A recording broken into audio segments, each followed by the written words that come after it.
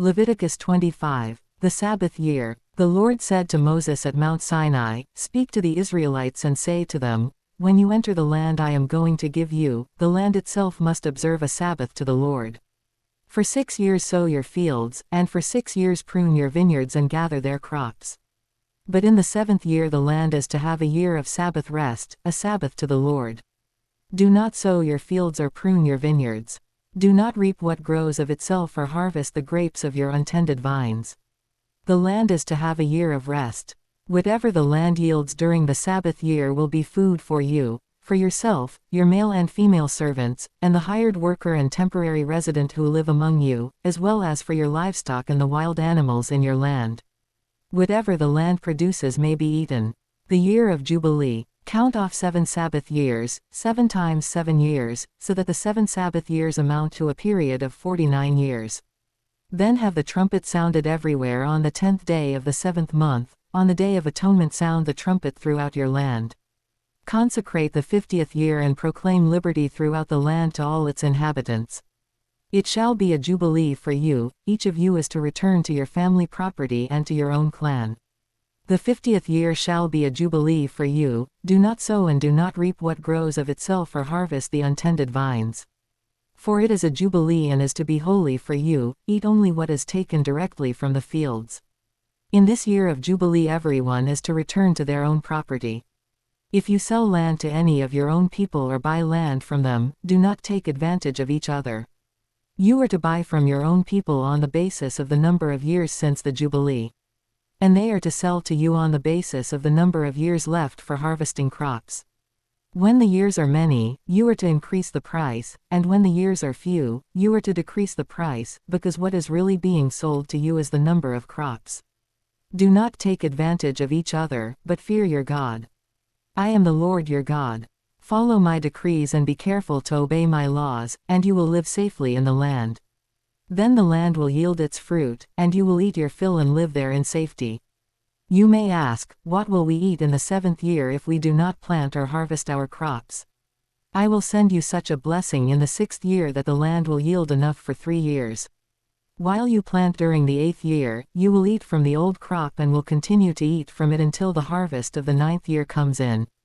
The land must not be sold permanently, because the land is mine and you reside in my land as foreigners and strangers. Throughout the land that you hold as a possession, you must provide for the redemption of the land. If one of your fellow Israelites becomes poor and sells some of their property, their nearest relative is to come and redeem what they have sold. If, however, there is no one to redeem it for them but later on they prosper and acquire sufficient means to redeem it themselves, they are to determine the value for the years since they sold it and refund the balance to the one to whom they sold it. They can then go back to their own property. But if they do not acquire the means to repay, what was sold will remain in the possession of the buyer until the year of Jubilee. It will be returned in the Jubilee, and they can then go back to their property. Anyone who sells a house in a walled city retains the right of redemption a full year after its sale. During that time the seller may redeem it. If it is not redeemed before a full year has passed, the house in the walled city shall belong permanently to the buyer and the buyer's descendants. It is not to be returned in the Jubilee. But houses in villages without walls around them are to be considered as belonging to the open country. They can be redeemed, and they are to be returned in the Jubilee. The Levites always have the right to redeem their houses in the Levitical towns, which they possess. So the property of the Levites is redeemable, that is, a house sold in any town they hold, and is to be returned in the Jubilee, because the houses in the towns of the Levites are their property among the Israelites.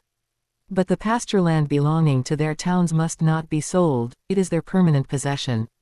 If any of your fellow Israelites become poor and are unable to support themselves among you, help them as you would a foreigner and stranger, so they can continue to live among you. Do not take interest or any profit from them, but fear your God, so that they may continue to live among you. You must not lend them money at interest or sell them food at a profit. I am the Lord your God, who brought you out of Egypt to give you the land of Canaan and to be your God. If any of your fellow Israelites become poor and sell themselves to you, do not make them work as slaves. They are to be treated as hired workers or temporary residents among you, they are to work for you until the year of Jubilee. Then they and their children are to be released, and they will go back to their own clans and to the property of their ancestors. Because the Israelites are my servants, whom I brought out of Egypt, they must not be sold as slaves. Do not rule over them ruthlessly, but fear your God. Your male and female slaves are to come from the nations around you, from them you may buy slaves. You may also buy some of the temporary residents living among you and members of their clans born in your country, and they will become your property. You can bequeath them to your children as inherited property and can make them slaves for life, but you must not rule over your fellow Israelites ruthlessly. If a foreigner residing among you becomes rich and any of your fellow Israelites become poor and sell themselves to the foreigner or to a member of the foreigner's clan, they retain the right of redemption after they have sold themselves. One of their relatives may redeem them, an uncle or a cousin or any blood relative in their clan may redeem them. Or if they prosper, they may redeem themselves. They and their buyer are to count the time from the year they sold themselves up to the year of Jubilee. The price for their release is to be based on the rate paid to a hired worker for that number of years. If many years remain, they must pay for their redemption a larger share of the price paid for them.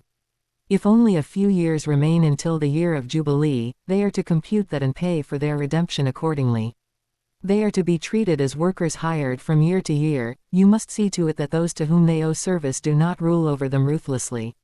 Even if someone is not redeemed in any of these ways, they and their children are to be released in the year of Jubilee, for the Israelites belong to me as servants. They are my servants, whom I brought out of Egypt. I am the Lord your God.